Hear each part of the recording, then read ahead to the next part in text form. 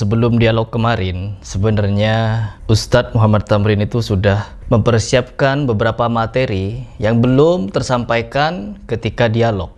Itu Ustaz. Jadi jangan diulang lagi antum bawain riwayat ini.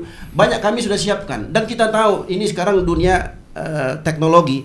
Kita bisa searching, buka langsung keluar semuanya. Saya kalau mau buktikan bagaimana Gus Ajir, ya mohon maaf nih Gus, tentang kitab Asyuti Asyraful Muhattam itu bukan kitab Asyuti Ustaz. Wallahi bukan kitabnya. Dan saya punya bukti, itu nanti saya kirimkan ke antum semua insyaallah taala. Makanya saya bilang sama teman saya nggak mau angkat itu. Tapi tolong kasih saya jawaban. Kalau memang tabarruk di kuburan orang soleh ini ada dalilnya, ada jawabannya, ada ajaran dari Nabi Muhammad SAW, ayo sami'na wa ata'na. Kalau nggak ada, Ustadz Faris, Gus Hajir, barakallahu fikuma, bilang nggak ada.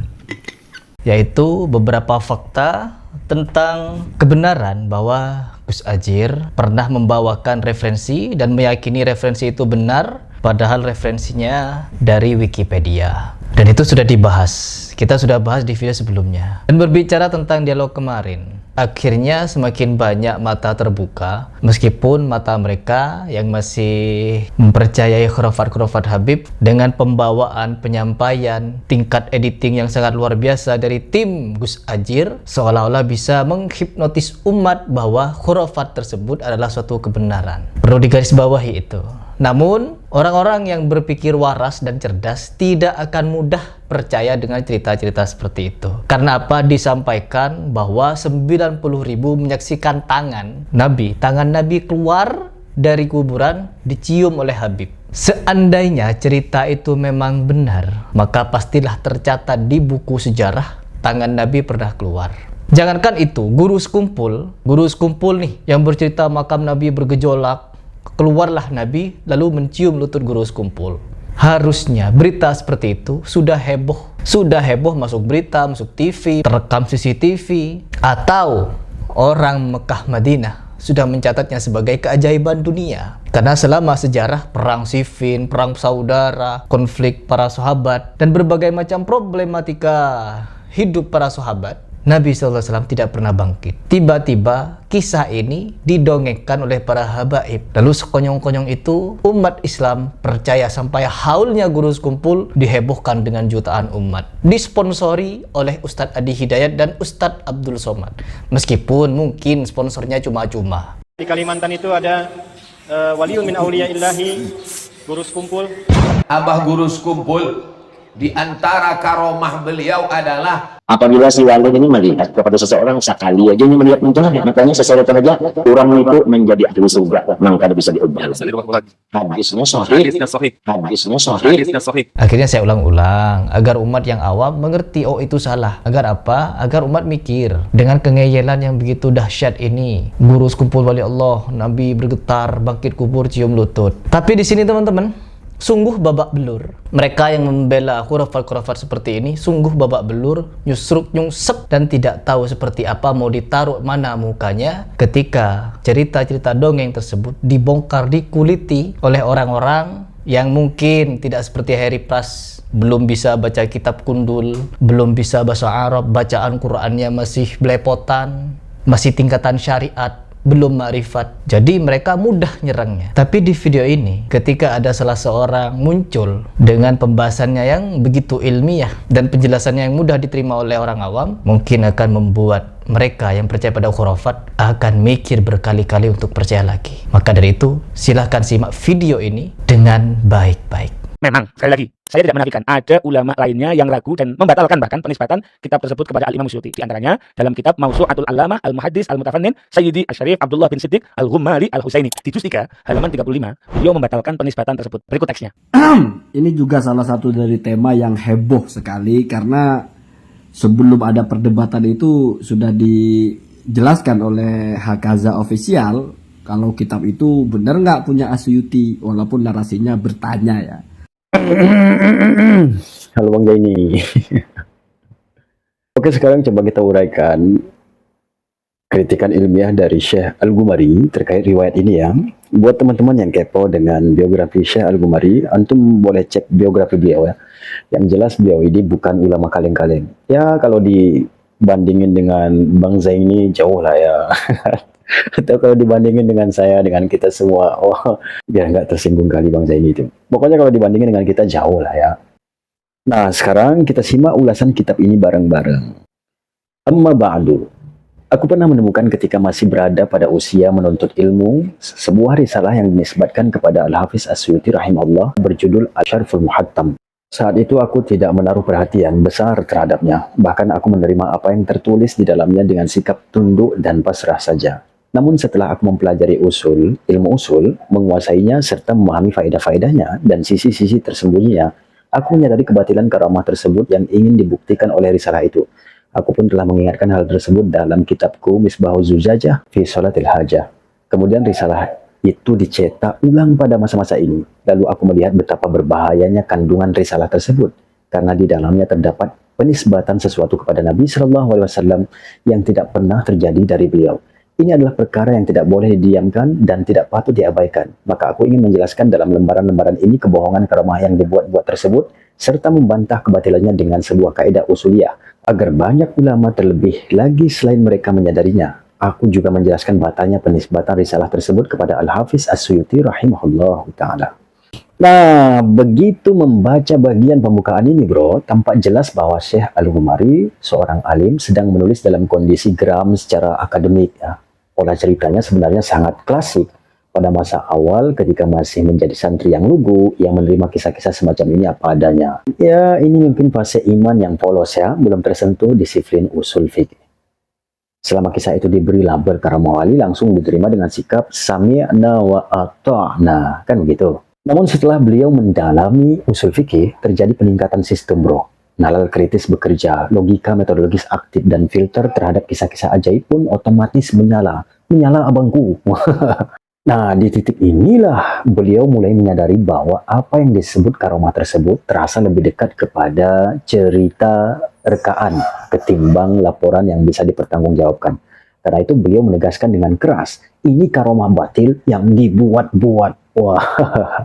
Yang membuat nada kritiknya semakin tinggi bro, adalah kenyataan bahwa kitab ini kemudian dicetak ulang kembali, diedarkan. Hal itu jelas mengejutkan beliau. Bisa dibayangkan seandainya Syekh Al-Ghumari masih hidup ketika hari ini misalnya, kisah serupa diceritakan kembali oleh para ustadz, para habib-habib gitu kan, berkali-kali diceritakan di mimbar-mimbar. Kira-kira bagaimana ya perasaan beliau? Oke, kita lanjut. Namun demikian, kami memastikan bahwa kisah ini adalah dusta, tidak memiliki sedikit pun dasar kebenaran. Meskipun kisah ini disebutkan oleh Syekh Abdul Jawad Asy-Syarbihi dalam kitab Dur al-Asnab fi Manaqibil Asrab dan oleh Sayyid Asy-Syablanji dalam kitab Nur al-Absar fi Manaqibi Ali Bait An-Nabil Mukhtar. Namun setelah menyebutkannya, ia memberi catatan dengan mengatakan, akan tetapi yang masyhur dengan karomah ini adalah Sidi Ali Ar-Rifai yang terkenal dengan sebutan Abu Simbab yang dimakamkan di Masjid Dakhiratul Malik di Pasar Asila berhadapan dengan Madrasah Sultan Hasan. Dan sungguh merupakan dosa besar bagi yang nekat mengatakan tidak ada halangan terjadinya peristiwa ini pada keduanya. Dan kami memastikan bahwa orang yang merekayasa kisah ini akan memikul dosa besar yang menyeretnya ke tempat duduk di neraka jahanam. Adapun penjelasan hal tersebut akan diterangkan berdasarkan beberapa sisi berikut. Oke, sampai sini kita sudah deg-degan ini bro. Bagaimana coba Syekh Al-Ghumari begitu tegas dalam hal ini? Oke, kita lanjut. Poin pertama, penetapan kaidah usul tentang tidak adanya dasar asal, bahwa suatu peristiwa besar apabila faktor-faktor pendorong untuk menukilkannya secara mutawatir itu sangat kuat, tetapi justru diriwayatkan hanya melalui jalur ahad, maka peristiwa tersebut pasti tertolak seluruhnya. Para ahli usul memberi contoh untuk kaidah ini. Seandainya seorang khatib jatuh dari mimbar pada hari Jumat, jika peristiwa itu benar-benar terjadi, tentu semua orang yang hadir di masjid akan mengabarkannya. Namun apabila peristiwa tersebut hanya diriwayatkan oleh 3 orang atau 4 orang atau 10 saja, maka kita memastikan bahwa berita itu dusta dan kita memastikan bahwa mereka mengada-ngadakannya atau salah satu dari mereka mengada-adakan lalu yang lain ikut menyetujuinya. Dan apabila kita menelaah kisah ini, kita dapati bahwa ia menceritakan keluarnya tangan yang mulia dari kubur yang dimuliakan di hadapan lebih dari 90.000 orang. Disebutkan pula bahwa Masjid Nabawi hampir berguncang karena dahsyatnya peristiwa itu.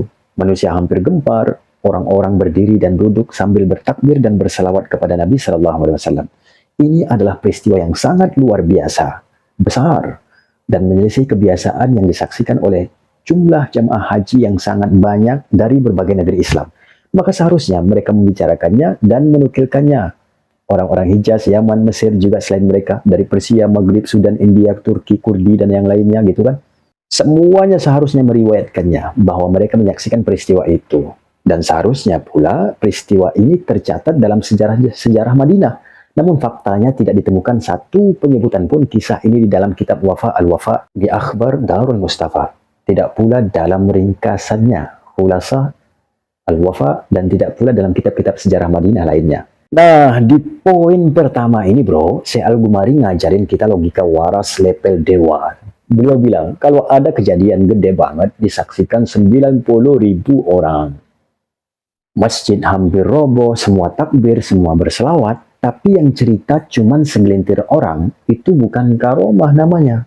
Itu cerita grup WA yang kepencet lanjutkan beratus-ratus kali. Barat khatib jatuh dari mimbar Jumat. Kalau cuma 3 orang yang ngaku lihat, sementara 1.000 jamaah lainnya bengong, ya jelas ngaco. Apalagi ini ceritanya lintas negara. Hijaz, Yaman, Mesir, Turki, India. Harusnya ramai satu dunia kan? Tapi faktanya kan sunyi ini diceritakan. Oke, kita loncat aja ke bab 2 dulu ya. Yang penting alurnya kita ikuti dulu dan logikanya kita tangkap. Adapun risalah As-Sarful Muhattam yang dinisbatkan kepada Al-Hafiz As-Suyuti baik karena kekeliruan maupun kesengajaan, saya tidak memastikan salah satu dari 2 kemungkinan itu. Namun saya memastikan bahwa risalah tersebut bukan karya beliau dengan beberapa dalil. Masya Allah, kalimat Syekh Al-Ghumari ini sopan tapi sadis bro. Beliau bilang begini kira-kira, risalah Syarful Muhattam itu dinisbatkan ke Imam Suyuti entah karena salah paham atau salah niat yang kebangetan. Beliau nggak mau sibuk nebak hati orang lain. Itu ada ulama. Tapi satu hal yang beliau kunci rapat-rapat tanpa ragu. Ini bukan karya Imam As-Suyuti, kata beliau.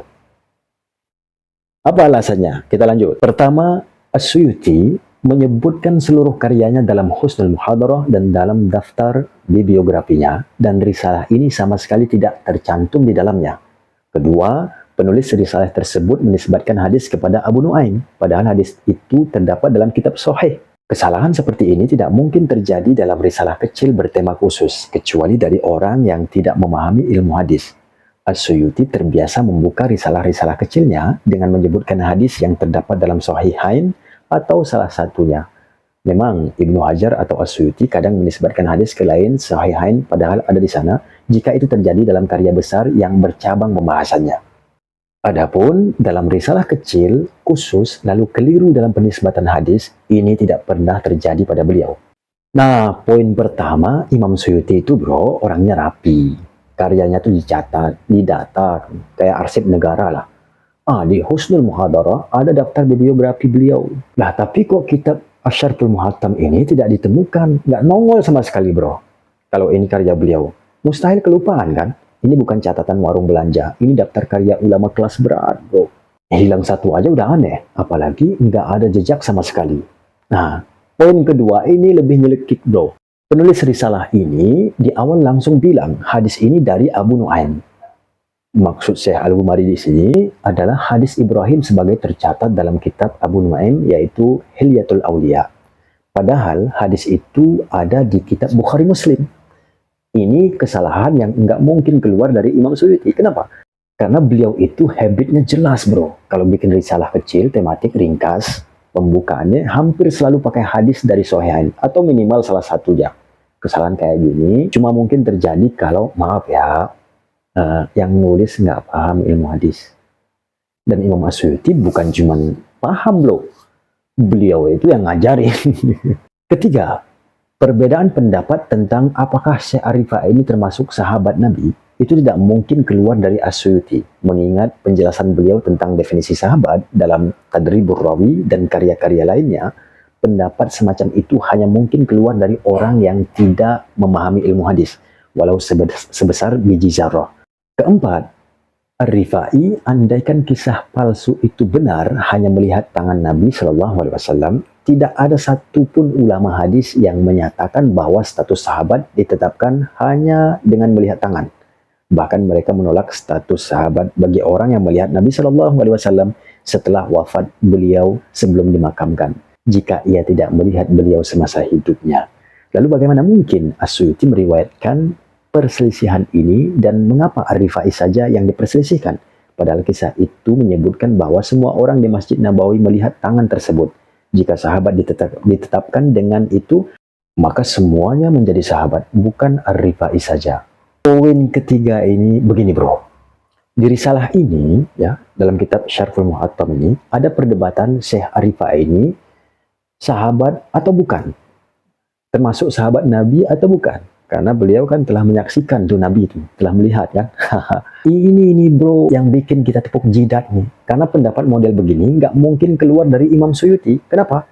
Lawang beliau sendiri sudah jelasin panjang lebar definisi sahabat dalam kitab-kitabnya, di dalam kitab Tadribur Rawi dan yang lainnya. Standarnya jelas, rapi, konsisten. Nah, pendapat ngaco kayak begini bro, maaf ya bro, cuma mungkin keluar dari orang yang nggak paham ilmu hadis. Bahkan sebesar upil pun nggak nyampe. Nah, kemudian poin keempat, ini makin absurd lagi bro. Andaikan sekali lagi, andaikan ya, kisah risalah siluman itu benar, yang dilihat Imam Rifai apa? Cuma tangan Nabi Shallallahu Alaihi Wasallam kan? Dan seluruh ulama hadis sepakat status sahabat nggak pernah ditetapkan hanya karena melihat tangan. Bahkan orang yang melihat jasad Nabi setelah wafat beliau dan sebelum dimakamkannya, kalau dia nggak pernah melihat Nabi semasa hidup, itu pun tidak dianggap sahabat. Lah, terus gimana ceritanya Imam As-Suyuti meriwayatkan perdebatan status sahabat dari kasus beginian? Yang lebih aneh lagi, kenapa yang diperselisihkan hanya Imam Ar-Rifai saja? Padahal menurut cerita semua orang di Masjid Nabawi itu melihat kan?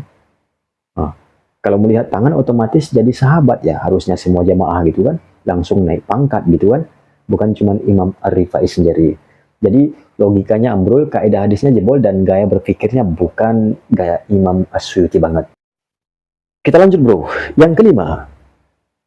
Penukilan dari Al-Hafiz As-Sakhawi, padahal di antara keduanya terdapat pertentangan yang besar dan permusuhan yang keras. As-Sakhawi menulis biografi As-Suyuti dalam kitab Ad-Daw'ul Lami, dan di sana ia banyak mencela beliau sampai-sampai menuduhnya durhaka dan sombong karena merasa lebih besar darinya.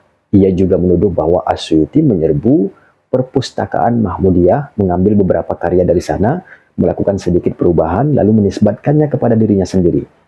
Sebagai balasan, As-Suyuti menulis sebuah risalah berjudul Asy-Syihab Al-Hawi fi Qaid As-Sakhawi, di mana ia menjatuhkan As-Sakhawi dengan keras, menuduhnya bodoh dalam ilmu bahasa Arab dan banyak melakukan kesalahan gramatikal. Ia juga menyerangnya dalam risalah lain yang ia susun secara khusus yang dikenal luas. Bahkan dalam Al-Maqamah As-Sundusiyah, ia menyindirnya dengan bait syair.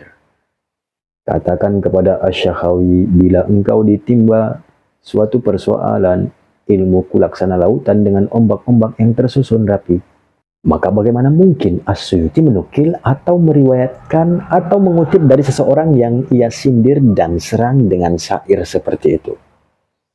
Nah, di poin kelima ini bro, risalah siluman ini ngutip dari As-Sakhawi. Masalahnya antara As-Suyuti dan As-Sakhawi itu bukan sekedar beda pendapat bro, tapi perang dingin plus perang terbuka. As-Sakhawi nulis biografi As-Suyuti di Ad-Daw'ul Lami, dan isinya bukan pujian tapi full kritik. Beliau nuduh As-Suyuti durhaka, sombong, merasa paling gede, gitu kan. Bahkan dituduh ngegasak perpustakaan Mahmudiyah, ngambil karya orang, diedit dikit, lalu ditempelin nama sendiri, gitu kan. Dan As-Suyuti jelas nggak tinggal diam bro. Beliau balas dalam risalah Asy-Syihab Al-Hawi Syekh Sakhawi. Isinya bukan klarifikasi halus, tapi serangan frontal. As-Sakhawi dituduh lemah dalam bahasa Arab, sering salah nahu, dan diserang juga di risalah-risalah lainnya yang terkenal, bro. Nah, sekarang pertanyaannya simpel, bro. Gimana mungkin Imam Suyuti ngutip orang yang dia sendiri serang dan bantai dengan syair secara adab ilmiah? Secara psikologi manusia, secara sejarah konflik, nggak masuk akal gitu kan. Jadi makin jelas, bro. Risalah ini pakai nama Suyuti, tapi gaya, sikap, dan musuhnya salah semua. Nah, kita lanjut. Keenam, penukilan dari Al-Farra. Padahal As-Suyuti tahu bahwa Al-Farra adalah ahli bahasa, bukan ahli hadis, serta diketahui berpaham Mu'tazilah, yang tidak mengakui karomah dan tidak menerima tasawuf. Wah, poin keenam ini parah kebangetan sih bro. Asyarful Muhattam itu penulisnya ngutip Al-Farra kan. Sekilas kelihatannya sih keren bro. Wih, ada nama besar. Tapi kalau tahu peta keilmuan, ini malah bikin ketawa ngakak bro. Siapa Al-Farra itu? Jawabannya jelas, pakar bahasa Arab, jago nahwu dan lughah, bukan ahli hadis. Dan yang lebih mantap lagi bro, beliau ini berpaham Mu'tazilah, yang nggak percaya keramah, nggak nerima tasawuf, gitu kan. Risalah ini sedang membela karomah super ajaib, bukan? Iya, tangan Nabi keluar dari kubur, dijabat wali, disaksikan puluhan ribu orang. Terus yang dijadiin rujukan adalah tokoh yang secara ideologis menolak karomah. Kan mustahil itu. Ini itu sama kayak kamu mau belajar ilmu akidah, tapi gurunya ateis. Sekarang kita lihat dari sisi Asyuti sendiri. Beliau itu ahli hadis, paham betul siapa yang kompeten di bidang apa. Asyuti tahu persis Al-Farra itu dipakai buat bahasa, bukan buat sanad karomah tasawuf ya. Apalagi cerita gaib gitu kan. Maka ini poinnya bro. Asyuti nggak mungkin ngutip Al-Farra buat menguatkan kisah karomah. Itu salah alamat keilmuan. Kalau Asyuti mau, ya beliau bisa mengambil pendapat Ibnu Hajar, punya Al-Iraqi, punya Az-Zahabi. Masa yang berpaham Mu'tazilah dijadikan rujukan? Tidak mungkin dong. Maka Syekh Al-Ghumari lagi-lagi ingin bilang, risalah ini kelihatannya ilmiah, tapi salah pilih tabir. Dan kesalahan kayak gini nggak mungkin keluar dari Asyuti. Oke, kita lanjut. Ketujuh, penggunaan lafadz haddasana. Dalam periwayatan kisah tersebut, Asyuti tidak mungkin menggunakan lafadz ini dalam ijazah karena itu termasuk kebohongan. Sementara beliau adalah seorang yang sikoh. Nah, poin ketujuh ini bro, sebenarnya batal banget. Kenapa? Karena nyentuh etika paling sakral dalam ilmu hadis. Dari salah Syarful Muhattam itu dipakai lafadz haddasana kan? Dalam ilmu hadis ini bukan kata biasa bro, artinya tegas. Kami mendengar langsung dari guru secara lisan, bukan aku dapat ijazah, bukan aku baca dari kitab gitu kan, tapi mendengar secara face to face. Sekarang kita lihat siapa Asyuti. Beliau itu ulama hadis kelas berat, hafal seluk-beluk istilah sanad, nulis Tadribur Rawi, kitab standar ilmu hadis. Artinya apa? Beliau sangat tahu perbedaan haddasana, akhbarana, an, ruwiya. Salah pakai satu lafadz saja itu bisa menjatuhkan kredibilitas ilmiah bro. Nah masalahnya begini, kisah menjabat tangan Nabi itu jelas bukan hadis dan bukan periwayatan langsung. Itu berita klaim keramah. Kalau Asyuti pakai lafadz haddasana di situ, berarti beliau mengklaim aku mendengar langsung kisah ini dari guruku. Padahal itu tidak mungkin secara faktual. Dan disinilah letak pukulan telaknya bro. Kalau lafadz itu dipakai secara longgar, maka itu kebohongan ilmiah. Sedangkan Asyuti dikenal sangat waro, sikoh, bahkan super sensitif terhadap kesalahan sanad. Beliau tidak mungkin berdusta dalam lafadz atau meremehkan istilah hadis. Jadi kesimpulannya bukan ini cuma gaya bahasa, bukan bro. Maka Syekh Al-Ghumari ingin bilang, kalau di risalah ini penggunaan kata haddasana, ini ngawur.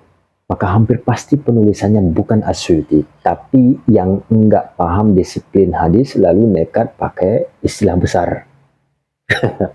Oke, yang ke-8.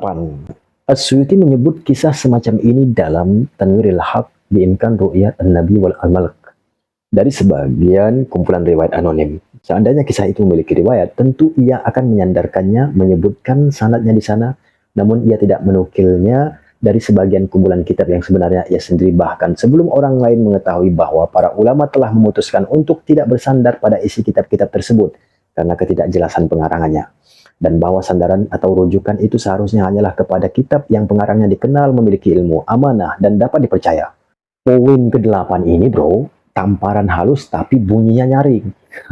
Jadi Imam Asyuti itu punya kitab resmi, judulnya jelas, temanya juga jelas. Tanwirul Haq biimkan ru'ya an-Nabi wa al-Malak. Isinya apa bro?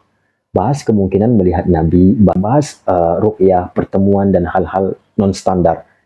Nah sekarang pertanyaannya simpel bro. Kalau benar ada peristiwa tangan Nabi keluar dari kubur, dijabat wali besar, disaksikan puluhan ribu orang, kalau ini beneran karya Asyuti, masa nggak masuk ke kitab itu? Itu kayak kamu nyeritain pemain MU, tapi Maguire nggak disebut. Oke, kita lanjut. Kesembilan, ungkapan mengingkari keutamaan ini dan semisalnya dapat berakibat buruk pada akhir hayat. Saya yakin Asyuti tidak akan pernah mengucapkan kalimat seperti itu. Kalimat semacam itu hanya keluar dari seorang sufi jahil. Sebab diketahui bahwa Mu'tazilah dan sebagian Asy'ariyah mengingkari karomah secara keseluruhan. Bahkan sebagian Mu'tazilah mengingkari mukjizat terbelahnya bulan dan menakwil ayatnya secara majazi. Tidak ada seorang alim pun yang berani mengatakan bahwa mereka wafat dalam keadaan buruk. Nah, poin ke-9 ini bukan sekadar bantahan, bro. Ini sudah alarm bahaya akidah. Di Risalah Siluman itu ada kalimat sakral tapi seram. Mengingkari keutamaan ini dan semisalnya dapat berakibat buruk pada akhir hayat. Kalau dibaca pelan-pelan, ini bukan bahasa ilmiah, bro. Ini bahasa ancaman spiritual. Dan disinilah saya Al-Ghumari berdiri tegak sambil bilang, saya yakin Asyuti tidak mungkin mengucapkan kalimat seperti ini. Kenapa? Karena model kalimat begini bukan gaya ulama hadis. Ya, ini gaya sufi jahil biasanya. Sekarang kita pakai logika sebentar, bro. Apakah para ulama Ahlussunnah lalu bilang, oh mereka pasti su'ul khatimah? Jawabannya tidak. Nggak ada satupun ulama muktabar yang berani main ponis akhirat model begitu. Dan ini poin telaknya, bro. Suyuti itu ahli hadis, paham betul wilayah khilaf, tahu batas antara salah pendapat, sesat, kafir, dan sekedar beda ijtihad. Beliau nggak pernah main ancam-ancam akhir hayat cuma gara-gara orang nggak percaya cerita karomah tertentu. Kalau cara begini dibolehkan, wah setengah ulama Islam bisa dituduh mati buruk, bro. Ibarat kata nih, kalau nggak percaya cerita ini siap-siap mati su'ul khatimah ya. Nah, itu mah algoritma si antum tahu lah tuh. Makanya si Al-Ghumari tegas kalimatnya seperti ini. Ini bukan ilmiah, ini bukan hadis, bukan usul dan jelas bukan akhlak ulama. Ini cuma cocok keluar dari orang yang panik karena ceritanya mulai diragukan. Kesimpulan pamungkas, ancaman akhir hayat bukan dalil. Dan Asyuti terlalu alim untuk menulis kalimat sekasar dan sefrontal itu. Sebenarnya masih banyak lagi ya. Itulah bantahan atau kritikan ilmiahnya. Sekarang, mana argumen ilmiah antum yang mengatakan bahwa kitab-kitab itu adalah karya Asyuti? Barakallahu fikum.